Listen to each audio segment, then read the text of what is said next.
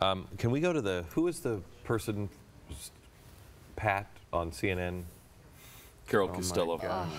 That video bothered me so much. This is really one of the something. worst things I've ever seen another human being do. This is quite possibly the best minute and a half of audio we've ever come across.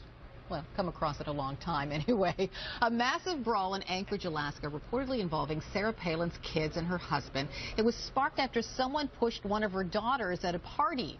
Here now is Bristol's recollection of how that night unfolded. So sit back and enjoy. So we were in the limo. I walked back up. Did you push my sister? And some guy gets in my face, pushes me down on the grass, drives me across the grass. You this, you. I get back up. He pushes me down on the grass again and pulls me by my feet. You can thank me later. I watched it trying to see where you would find pleasure in it. I did too. There was none. She talks about, I mean, it's a woman being assaulted. Yeah. You want to talk about a war on women? There it is. I mean, and people on our site, you know, on our site and on the on Facebook, they were all, you know, screaming for her, you know, firing and everything else, which I understand. That's not going to solve anything. It's not going to solve anything. That's only going to shut people up even more and have them dig their heels in anymore. We have to find a way to recognize our humanity.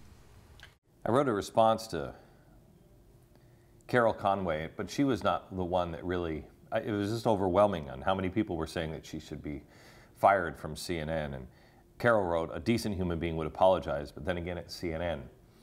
And I thought that's a very small example of the beginning of the problem.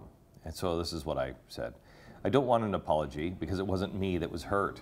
Apologies today are really meaningless. They're all the same. Bristol deserves one if it's sincere, but it should be private. Let's not strive for firings or meaningless apologies. Let's strive for reconciliation. Let's reconcile to the truth. Shouting and demanding for a pound of flesh will only get us more of what we have. By reaching out in a grand chorus of love, honor, and decency, and compassion, we just might change the world. CNN, don't fire her. Don't threaten her. Don't tell her how many sponsors you might lose. Tell her what good can be done when all of us remember that people are involved. Find a way to the hearts of your anchors, your producers, and your writers. And if you do that, I believe America will flock to your network.